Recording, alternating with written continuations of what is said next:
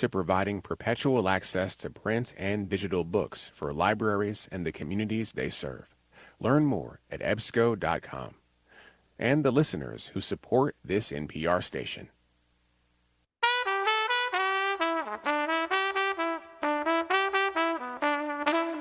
This is Charlotte Talks. I'm Mike Collins. Although they are quieter and less visible than ICE and Border Patrol actions were during Operation Charlotte's Web last fall and in other cities like Chicago and Minneapolis, the Trump administration's deportation efforts are continuing.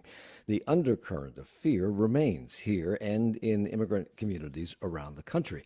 Even some who are citizens carry their passports and birth certificates with them, so if stopped, they'll have a better shot at proving their identity and their right to be here.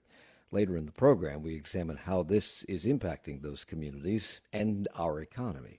First, we zoom in on the Republican senatorial runoff election that took place yesterday in South Carolina.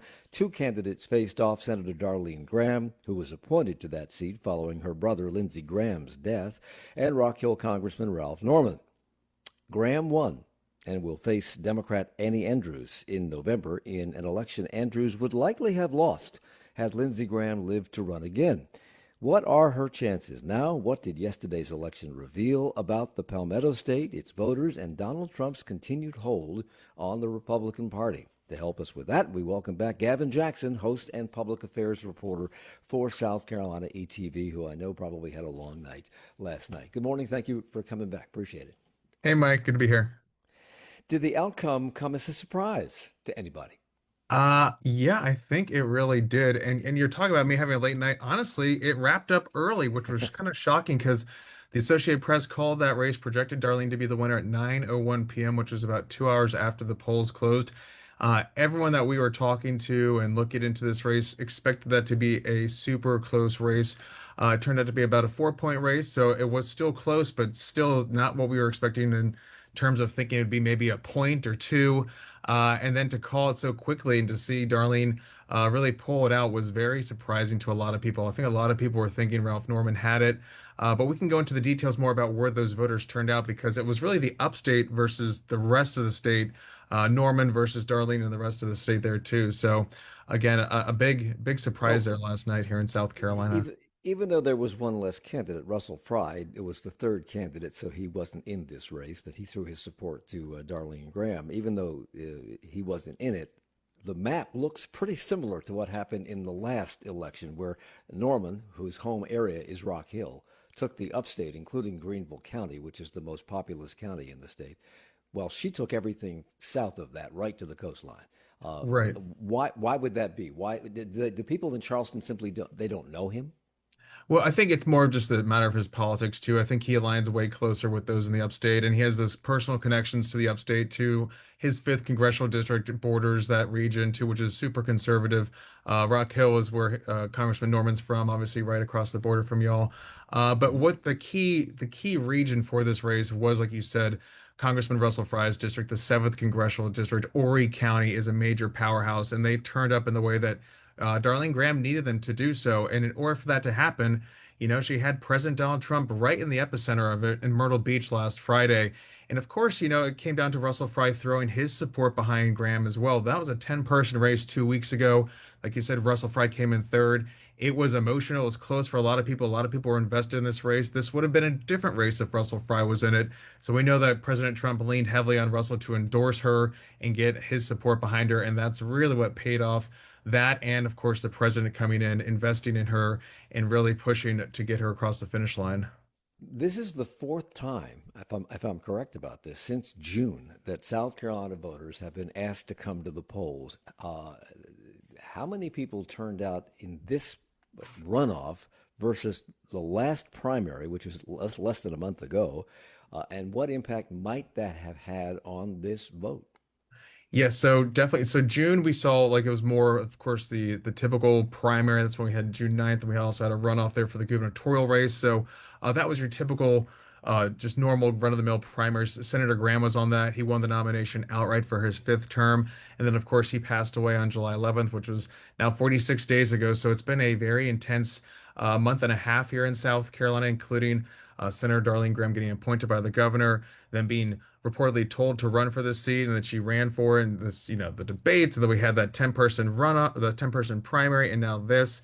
But the turnout, I'm glad you brought that up because it was super interesting. Obviously, you think primaries already bad enough turnout in June compared to the general election. But when you look at a special primary election in August of all months, when people are wrapping up vacations, getting ready for school, things like that, we did see turnout increase from August 11th to yesterday, which is super surprising. It was about almost a 10% increase in folks turning out. So I have to imagine they were just very motivated. They had been hearing a lot about this, and they wanted to get their person into this race, into this final sprint toward November, because this doesn't happen very often, as you know. I mean, we talk about having senators in South Carolina like Fritz Hollings and Strom Thurmond, who both served like 47 and 38 years.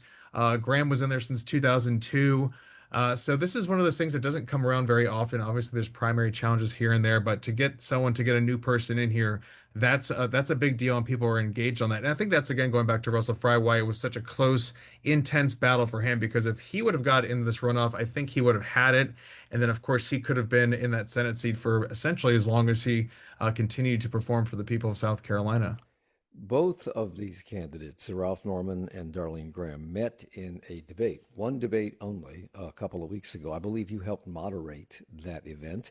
And the big headline that came out of that meeting was the way in which many people believe Darlene Graham muffed an answer to a question about national security. It involved Taiwan, a major chip manufacturer, which is important to the modern economy. But there's also an island off the coast of China that China lays claim to, and the United States has always said it would defend its independence. She was asked if Taiwan was important to U.S. interests, and this was her answer. I'm just going to be honest here. I'm not on national security. I'm not that informed on national security, but I do support the military. My brother was in the Air Force for 33 years, so I will do everything I can to support the military. So I have two questions, because you were in the room that night. We heard, if you listen really carefully, after she said she's not up on national security, somebody said boo. What was the reaction in the room to that comment? Yeah, I guess because I was on stage, I didn't necessarily hear that as a boo. I think I kind of heard like maybe more of a collective gasp. I always keep my head down because, of course, we're not trying to react up there. But I thought, my professional opinion, that was pretty stark for her to say that. But again, leans into what she was running as. She's an outsider. She's not a foreign policy hawk like her late brother was. And while that was probably not the best way to phrase that, I think they probably could have taught her how to pivot a little bit better. She answered it like it was, and that was unfortunately what she kind of spent the final days of this campaign talking about, doing damage control and downplaying and pivoting away from it. And I think it did obviously work. I talked to some voters that supported her. They didn't seem to worry about that. Obviously, Norman supporters felt differently. But then again, she talked about how President Donald Trump didn't have that experience, and how that's going to be something that she learns on the job, essentially, which I think is the differentiating factor here, is that you're talking about learning policy issues. She's focused on domestic policy. She can be concerned about that. But when it comes down to the person, the candidate, I think that's what helped prevail what we saw yesterday, because she didn't fall apart. It's been a pressure cooker of 45 days, and she's held it together pretty well. If that's the biggest issue, the biggest fissure that we saw over that time period, that's pretty impressive considering that she lost her brother, started the Senate campaign, faced international scrutiny, and kept it together, juggled her family life and all these things. I think that is maybe the plot line through all this. That just goes to show that the Graham family survives some very difficult circumstances. Well, she said last night in Columbia at her acceptance speech that she had mixed emotions. She said, I'm still feeling grief, heartache, and immense gratitude." But I'm curious about this gaffe a little bit, because it was shocking. She's never held political office before, so you can give her a little grace there. But she's running to be a United States senator, and they will make those decisions. And during Lindsey Graham's lifetime as a senator, and probably as a representative prior to that, she was involved with him, and he was a war hawk. He was the foreign policy expert, so to speak. How do you explain that? Can she really back away from that? Because she was exposed to her brother and his ideas, and likely had conversations with him about this. Yeah, no doubt. And that's something that campaign and her we'll be focusing heavily on is getting read up, getting up to speed on a lot of these things. I think it would have been different if we were actively engaged in something happening right now in Taiwan. I think she handled some of those other questions about foreign policy a bit better, but at the same time, again, drilling down on what people care about in South Carolina, and I think maybe the nation going into November, and it is affordability in the economy. And when you can talk to people about living paycheck to paycheck and relating to grocery bills and gas prices, compared to Congressman Ralph Norman, who's always had a very wealthy background, I think that really resonates with people more. And that was the big message that she was trying to get to. But no doubt a weakness, foreign policy, but at the same time, something that she can get up to speed on. I think teaching that is easier than teaching the character behind it. Darline Graham had Donald Trump's support before she even became a senator. It was his prodding that led the governor of South Carolina, Henry McMaster, to appoint her to fill out the remainder of Lindsey Graham's term. And Donald Trump endorsed Graham in this contest, and he was untroubled by what many viewed as a remark that demonstrated her lack of preparedness. She's very smart, and she was being honest. I mean, she's into the price of groceries, the price of food, the price of beef, and it hasn't been her thing, but she's surrounded by very good people, and she said that she's totally for the military. I mean, she's going to do what the military wants, and really what the president wants. She understands that national security is my thing, and she is a terrific woman who answered. I watched that. I thought it was a very honest answer, actually. So, if you were on one of those betting platforms that everybody talks about, I'm sure that a lot of people were betting heavily on whether Donald Trump's endorsement would have a negative or a positive influence in this contest in South Carolina. It turned out it must have had some sort of positive influence. Did it, or was this more of a case of South Carolina voters, as you say, voting on pocketbook issues, which she talked about, or perhaps tipping their hat to her late brother? Yeah, Or I think it tipping was their hat definitely to her late brother. Yeah, I think it was definitely Donald Trump getting her across the line when you talk about a 4% margin there too, and Trump going to Myrtle Beach in that critical Horry County Republican stronghold part of our state, getting those votes, turning those votes out. And again, investing in a candidate, again, he cultivated this candidacy, if you will. I mean, again, prompted her to run, supported her. You really would have thought that maybe would have crowded out the field. But again, a lot of folks saw this as an opportunity to jump in that race. 10 people did, especially Congressman Norman, who just came off that third place finish in the gubernatorial primary. But Trump had that power, and he really threw it behind her in ways that we haven't seen as much in other primaries that he got involved with. It's specifically him and his MAGA Inc., his super PAC, on Monday throwing about $800,000 behind text messages and phone calls to get out the vote, just really going all in on her in ways that we hadn't seen him do before, and it paid off. And if it didn't, that would have been a bit of a more stark concern going into the midterms, which are already expected to be bruising. But he told those supporters in Myrtle Beach during that 90-minute speech that, act like I am on the ballot, vote Yep. like I'm on the ballot. And that's going to be the message that he is sending to voters going into the midterms as well. Well, it's interesting that he spent all that money and time here there in South Carolina, when here in North Carolina, Michael Whatley is trailing Roy Cooper by all the polls, if you believe any of the polls. And this is a key seat in the Democrats' chances of taking the Senate. And maybe he should have spent some more time here. Maybe he will. Yeah. Very quickly, because I have less than a minute left. I have 30 seconds left. She will be running against the Democratic candidate in November, Annie. Andrews. Andrews, thank you.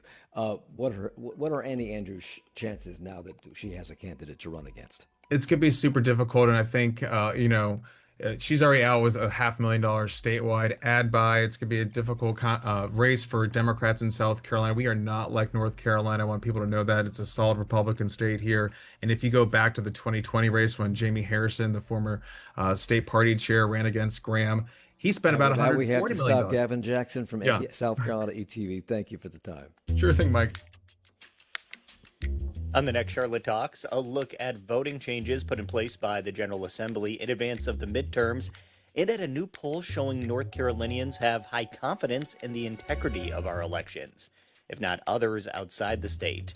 Then how Charlotte's growth is cutting into farmland, the changing nature of agriculture in this area and what it means for the economy and for farming's future. That's tomorrow at 9 on 90.7 WFAE. For much of the last century, there's been a sense of optimism about technology, that it will connect us, empower us, even make us more equal. Harvard historian Jill Lepore has spent years asking what's happened instead. Her new book is a history of how we got here and an argument that nothing about our tech future is inevitable. Next time on 1A. Join us this morning for 1A beginning at 10 on WFAE. WFAE presents Public Square, a new civic conversation series exploring issues that shape our lives. The series begins October 29th at the Carolina Theater with Freedom and Responsibility, What We Owe Each Other. Former Davidson College President Carol Quillen moderates a conversation with Pope Foundation President John Hood and NYU law professor Melissa Murray about disagreeing without becoming divided. Tickets at foundation.cmlibrary.org. It's Charlotte Talks on listener-funded 90.7 WFAE and WFHE. I'm Mike Collins. When Donald Trump returned to the White House in 2025, he had one overarching migration or immigration objective: mass deportation on a scale never before attempted. He promised to deport 1 million people per year and build an all-of-government deportation machine. And we all witnessed the efforts of that machine to round up, detain, and deport the alleged worst of the worst in mostly blue cities around the country. ICE and Border Patrol actions shocked most Americans as they randomly approached people on the streets, in stores, in their vehicles, often manhandling them and later denying them access to due process and sending them to detention centers that even members of Congress have difficulty accessing. Some of those apprehended in stings in places like Chicago, Minneapolis, Charlotte were deported to countries they had never been to and had no connection to. And many were legally here in this country. Today, the Trump administration has accomplished about 60% of their stated annual goal of deporting 1 million people, despite the quadrupling of ICE arrests and the doubling of detention capacity. Still, these operations have caused significant disruption in immigrant communities and in economies here and across the country, as construction workers, farm workers, lawn care workers, hotel and restaurant staffs were decimated as workers simply disappeared. We look at the impact of that for the rest of this hour. Gordon Lafer is a research associate at the Economic Policy Institute. That's a nonprofit, nonpartisan think tank focusing on how economic policy affects low and middle income workers. He joins us this morning very early from Oregon. And Maria Hernandez is also with us. She is a shop steward with Unite Here. That's a hospitality union representing about 300,000 workers in the United States and Canada. She works locally at Shake Shack at the airport. Thank you both for joining us this morning. Welcome. Good to be here.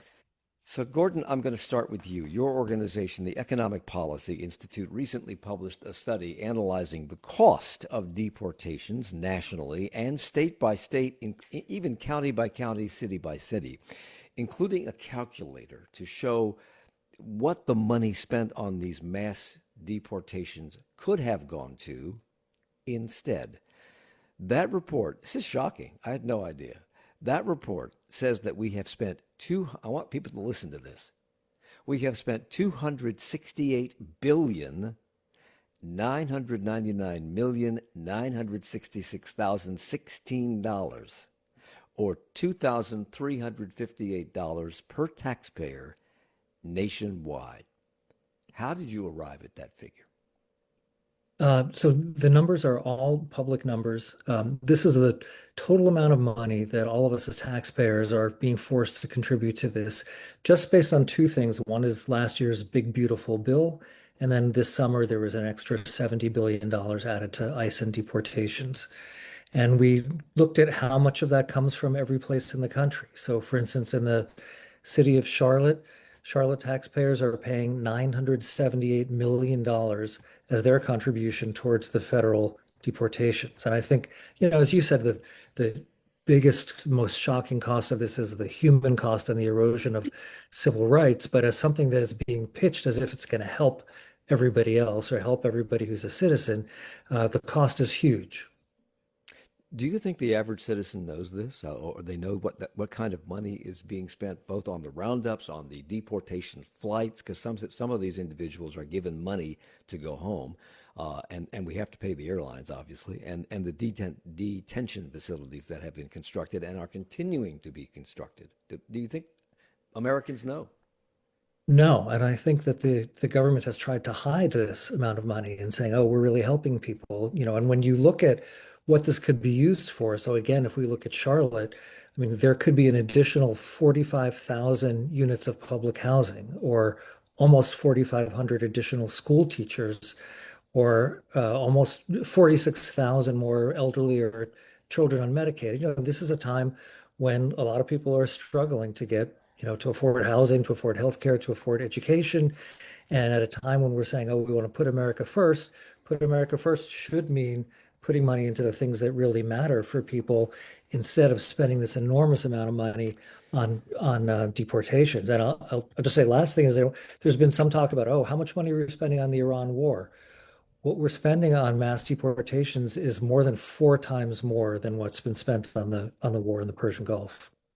Wow. The numbers that you're throwing out when you say Charlotte, are they the city of Charlotte numbers that were in that calculator, or are they regional?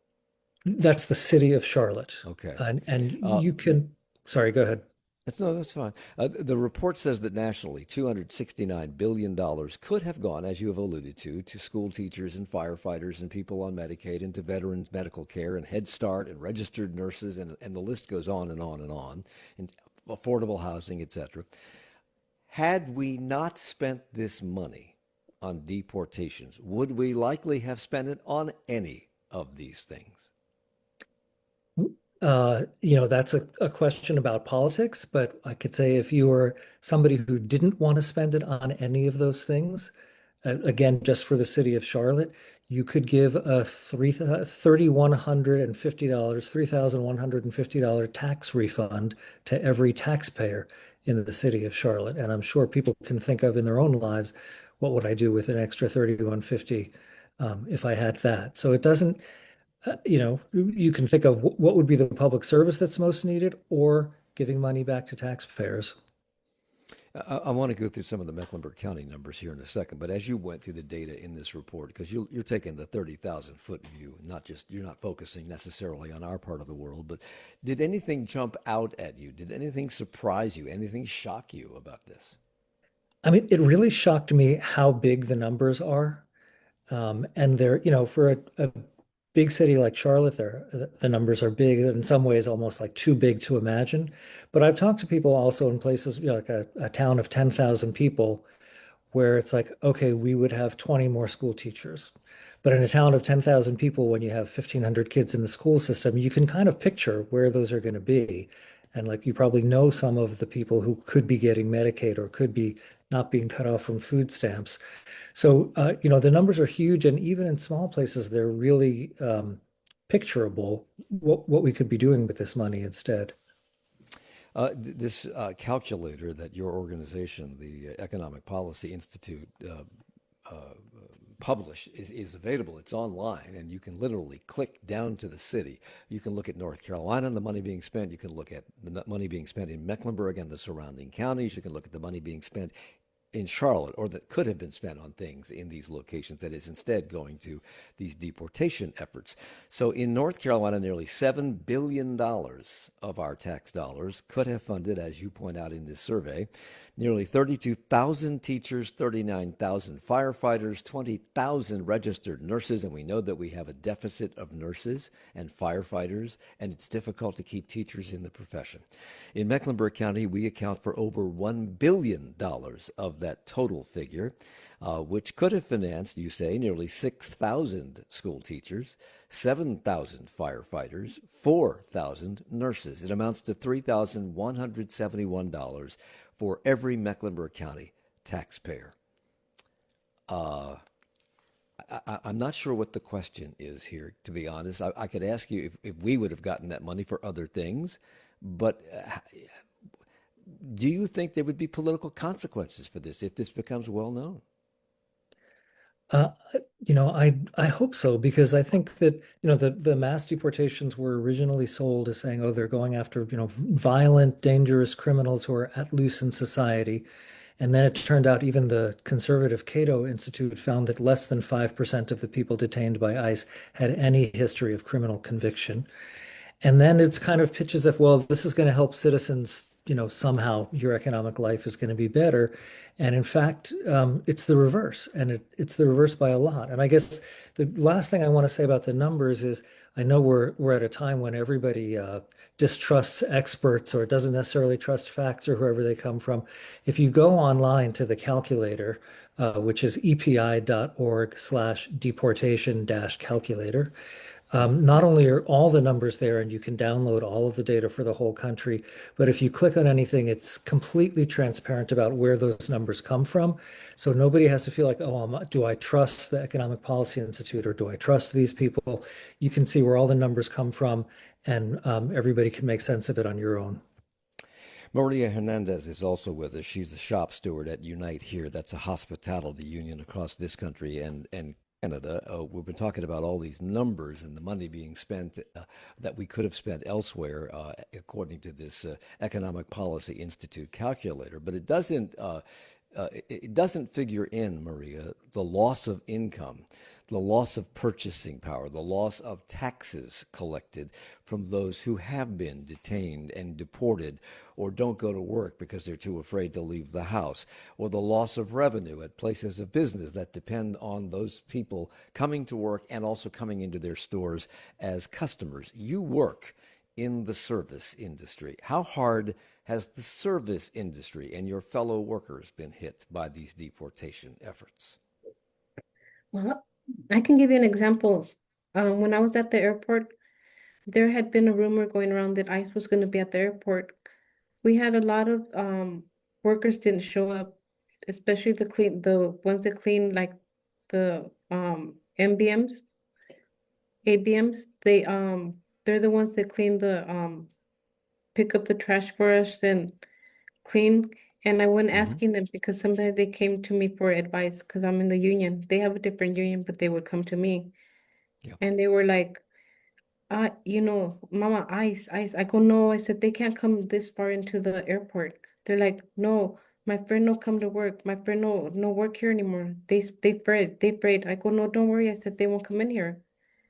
But we had a day where we didn't have anybody come, cleaning our restaurant, picking up trash because they were scared they didn't come to work.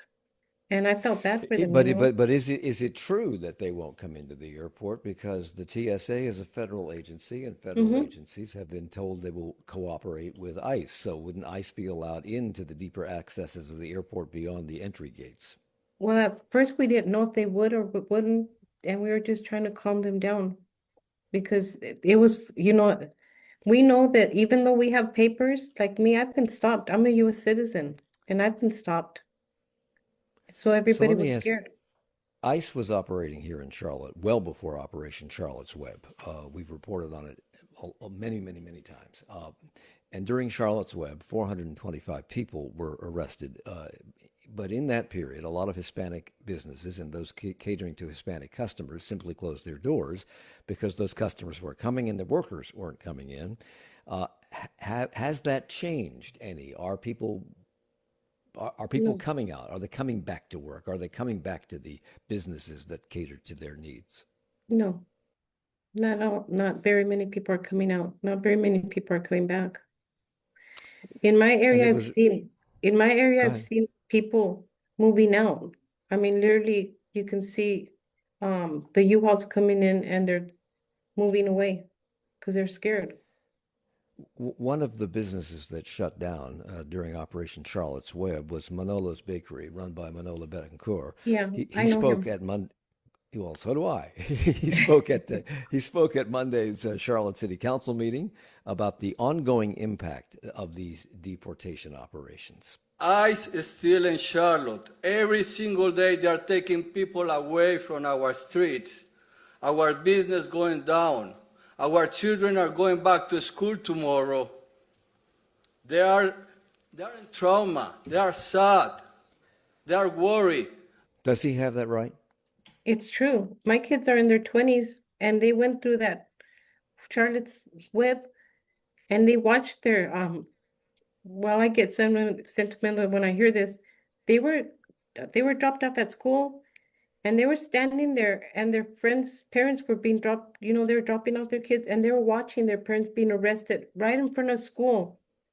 And my kids are in their 20s now and they still remember that day and they talk about it when we talk about things, in our meetings, when they give their highlights and they talk about it. And one of my kids is 21 and she starts crying when she tells them how she saw her friends cry when they were brought back in the afternoon when the buses were coming into our neighborhood, seeing who had a parent, who didn't have a parent. And they cry. They say, the kids were on the bus crying because the teachers were with them and they didn't know if they were going to be received at home, if they were coming home to a parent or they were going to be sent back to school to see who would claim the kids. People I mean, that's think heartbreaking. last November, when Operation Charlotte's Web was in full swing, and we were also watching deportation operations going on in places like Minneapolis, where 2 American citizens were killed by ICE or Border Patrol or somebody who was yet to be identified, and in Chicago, we thought that was the peak of activity, and now it's over. It's done. Nothing's happening. That's not true. Our race and equity reporter at WFAE, Julian Berger, reported just yesterday that ICE arrests topped 1,500 people in this city so far this year. It's double what it was last year. What are you hearing from people in the community about that? That, it's still happening. It happens, closer than people even imagine. I know people I've known close people to me that they've had I know someone close to me that just, what was it, last week? There's a mother, it was a couple that the man was the only one that was working, They have 5 kids. The youngest is not even a year old. And he was just arrested going to work. And he was at the last final stages of getting his residency. He was arrested, deported, and she was left behind with 5 kids. And she's a U.S. citizen, and he was at his final stage of getting his papers. Now she tried communicating, trying to get at least, his wallet or whatever she could get, and they denied her at least having the access to talk to him or at least getting his wedding ring. She couldn't get nothing, no information, and she was left behind with 5 kids. There are people who are legitimately upset that there are people who are in this country who came here, crossed the border illegally, did not go through channels, and you can have that debate till the cows come home, I suppose. And there are people who believe that these folks are taking Americans' jobs. And I think there are Americans who would be very much in favor of deporting the worst of the worst, people who are hardened criminals who are a danger not only to society at large, but to the Hispanic community in particular in some cases. But one reason that a lot of people want and support Donald Trump's efforts here is that they want people gone because they are allegedly not paying taxes. But if you get a paycheck, you are, because it's deducted automatically. And they are also taking jobs that would otherwise be taken by citizens, by Americans. Yet the Economic Policy Institute, Gordon, says that unemployment has increased as U.S.-born workers, for U.S.-born workers, as these mass deportations have taken place. I have to take a break. When we come back, I want to talk about that and why that would be the case, given all of this. We're coming right back. It's Charlotte Talks on WFAE.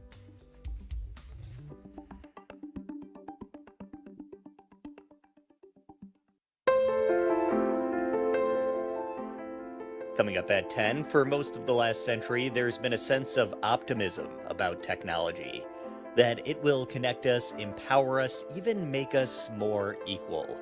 Harvard historian Jill Lepore has spent years asking what's happened instead. That's next time on 1A in 20 minutes on WFAE.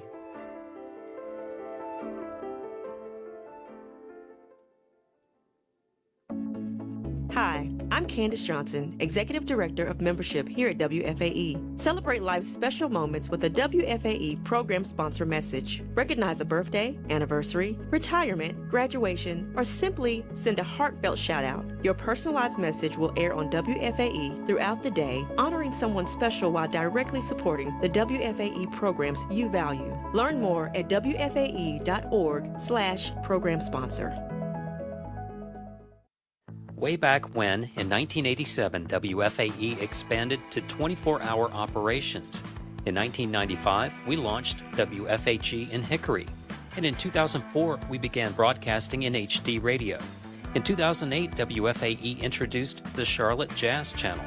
By 2012, we had added translator frequencies in the Sandhills region. More WFAE history still to come, here on Charlotte's NPR News Source. It's Charlotte Talks on WFAE and WFAE.org. I'm Mike Collins. We're talking about the cost of deportations under the Trump administration. Gordon Lafer is with us.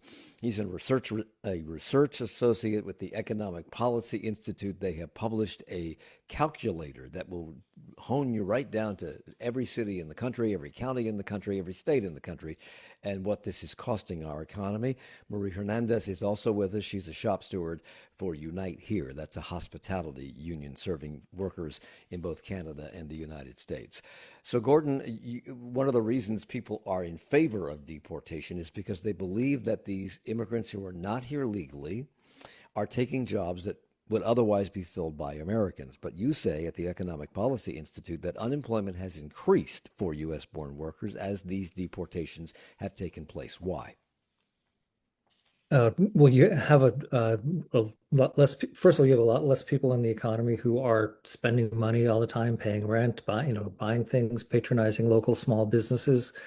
You also have, like as Maria described at the airport, when there are big ICE surges, lots and lots of people, not just undocumented immigrants, but people who are here illegally in various legal statuses, get scared to go to work and don't go to work. There are businesses that depend to a large extent on that community of consumers who do poorly. So we've seen that, and also, I think it's important to say that the net, just in terms of taxes, the net impact of immigrants, including undocumented immigrants, is positive. People are paying taxes. They're paying sales tax when they buy things. They're paying income tax if they get a paycheck and it's automatically deducted. People who are operating under false Social Security numbers means they're contributing to Social Security and Medicare, but not getting anything back, and that's a net positive impact for the economy. So there are ripple effects to this well beyond, and I'm not saying that is justification for allowing people who are not here, who didn't go through channels, to be here legally. It's not justification for that, but it's a fact that there is a negative ripple effect in the economy to all of this.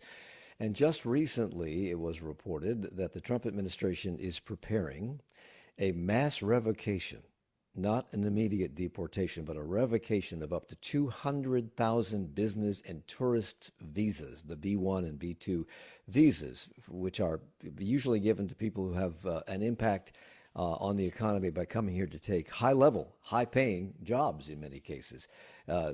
If they did this, it would strip these folks of their visitor status. It would move them into other immigration categories. It would keep them in the asylum system. It could make future deportation easier if their cases are denied. Gordon, if that happens, 200,000 people, what would the economic impact of that be?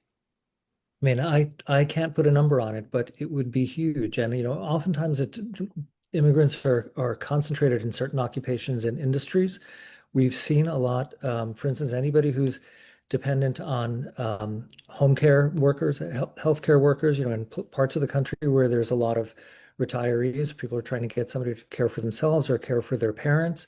That all of a sudden becomes much, much harder in situations because of deportations or because of the cancellation of protected status of categories of immigrants. So it's an economy-wide thing, but it's also in specific industries, all of a sudden, the life gets harder. There is an economic cost to all this, and I think there's a moral cost to all this and a morale cost to all this. I want to go back to Charlotte Baker Manola Betancourt. He was at his store on, I think it was Sunday. And lo and behold, in front of his store, in the parking lot, was Greg Bovino. Bovino is the former commander at large of the U.S. Border Patrol. He was in town during Charlotte's Web. He was leading that effort, and he was recording something for his podcast in the parking lot at Manolo's Bakery. And Betancourt went out and confronted him and told him he was not welcomed at his store. Here's how Manolo described that moment to WFAE's Julian Berger. At the beginning, I was checking. I was very scared. Oh, you Manolo. I said, yeah, you're the one who shut the business just to protect illegals. Just to repeat that Bovino said this to Betancourt. Oh, you're Manolo.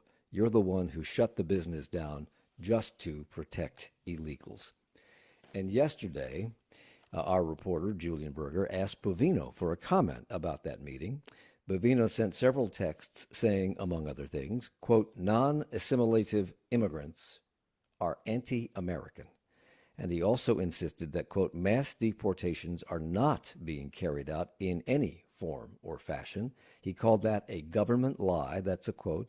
And he told our reporter that he was in Charlotte revisiting places that Border Patrol shut down last fall. He says today, quote, they are flourishing. Massive amounts of illegal aliens walking around in broad daylight with impunity. No mass deportations are occurring. Instead, anti-Americans like Manola Betancourt flourish on the backs of illegal aliens. It's the new democratic plantation owners, the new slaveholder, the new communist. Those are the words of Greg Bovino. Maria? What's your reaction to that? That's not true. Because I've seen it. I've driven down South Boulevard, which is very populated with Latinos. It's almost considered like Little Mexico. And if you go down there, like I was down there last week, it was deserted. My son and me drove down there because we were canvassing, and he even said, "What the hell is going on?" He goes, "Why? There's no traffic." I go, "Yeah, because nobody, everybody's scared. Nobody wants to go out." He goes, "This is weird. This is the first time I see it." He goes, "It looks like a ghost town." I go, "Yeah. No traffic. There was no traffic. And usually it's hard to get around because there's so much traffic in the area because it's all Latino businesses." Well, And it was empty. fear and being downright mean is the plan. That's the plan. That's what they want to do. Is it having an effect? It does have an effect because a lot of businesses close their doors. You can go to some stores where they look around and they'll open the door and let you in, and they'll close the door and lock it. So you can shop, without being in fear of somebody walking in and trying to arrest you. And then when you're ready to leave, go ahead. when you're ready to leave, they'll look around and open the door, let you out, and stay right there watching you go to your car, and then they'll lock, they lock the door. And that's not the way to live, that's not the way America should be. Will it cause people to leave? It will. It will. It causes, we're supposed to live. Objective accomplished. Yeah, it's what he wants, but it also affects the economy. It traumatizes the kids. This isn't the way we should raise our kids. It shouldn't be, We have heard, not if they were arresting the worst of the worst, that would be one thing, but clearly they are not. That is abundantly clear from what's happened around the country, from what little we know from them, what little we can glean. But we do know here in Charlotte, about 4 in 10 people arrested here this year, out of the 1,500 this year, only 4 in 10, 40%, had pending criminal charges. About 2 in 10 had criminal convictions. That's 20%. Nearly 4 in 10 did not have pending criminal charges or a criminal conviction. They were just living their lives. We have heard from several members of the Hispanic community that they now carry their passports and birth certificates with them at all times in case they are detained by ICE. Maria, if I understand this correctly, you do exactly that. I do. Is that an overreaction? And if not, why is it not an overreaction? Because I've been stopped. I've been stopped where I have to pull out my passport. They've asked me to get off my car and stand in front of their car. I've had to pull out my passport, my birth certificate, and my ID, and they have me stand there, and they're supposedly verifying my status. And my Spanish, I speak Spanish, but my Spanish isn't the same Spanish, it's not the greatest Spanish because my parents were born out here also. And my grandson, he's been stopped with his wife in the car, and she's cried where she's scared they're gonna pull him out of the car. And he's had to identify himself also.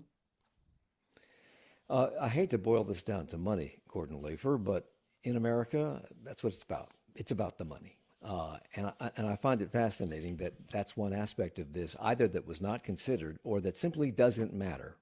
It clearly doesn't matter that the war in Iran has caused gasoline prices and the cost of other goods and services to rise, despite the fact that Donald Trump won on an anti-inflation platform, essentially. It doesn't seem to matter that we're putting tariffs on countries and ruining foreign relationships that have been long, steady relationships, like what's going on with Canada right now, and that's going to raise prices. That doesn't seem to matter. Are the economic consequences of this something that simply don't matter to this administration, in your point of view? Well, to the administration, I think that what they're trying to do, is kind of like what you quoted from Greg Bovino, which is they're making life harder for just normal working people. The cost of everything is going up. It's harder to get health insurance, and then trying to convince people that who you should be angry at if your economic life is hard is immigrants, which is crazy, right? And to say, I mean, I think it's America's a country of largely of immigrants. I don't know where Greg Bovino's family comes from, but to say that if you're an immigrant, you're anti-American seems sounds Italian to me, right? And but to say, oh, it's what's pro-American is to take money that otherwise could be used on the things people really need, on nurses, on firefighters, on schools or whatever, and spend it instead on this political circus that's designed to scare people, to erode civil rights, and to confuse people about what's really the source of economic hardship. So I hope that when people look at the numbers, they can understand more, oh, if people are having a hard time, it is not because of what immigrants are doing. And part of it is because we have the wrong priorities and where tax dollars are being spent. So this economic calculator that the Economic Policy Institute has published, and I want to repeat that the Economic Policy Institute is a nonprofit, nonpartisan think tank that focuses on economic policy and how it affects low and middle income workers. You have broken down how much money is being spent nationally in each state, in each county, in each city in America, and what it could have gone to. But have you calculated in any way the cost of this to the economy? We have only calculated the cost to taxpayers. We haven't calculated the broader cost to the economy as a whole in terms of unemployment or slowed down business, if that's what you mean. Yeah, if these numbers, and they're shocking, if these numbers are basically unknown by the average American and would shock them if they saw them, would it be even more shocking if they saw what impact this is having on the economy, or do we know that yet? Well, I think it would, but we don't know because we don't have those numbers.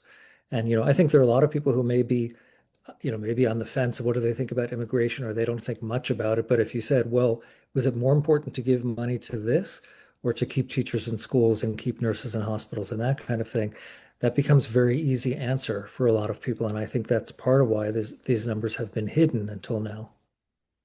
Maria, you are, as I said, a shop steward for the Union Unite here, which I understand has been involved in what you call a fight against the hate and discrimination and the systems that don't want to see people like you win in life.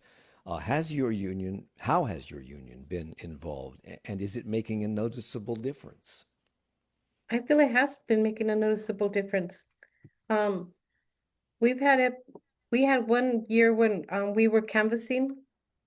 And I remember it's like, there's only like 3-4 Latinos in our union, which is my grandkids and myself.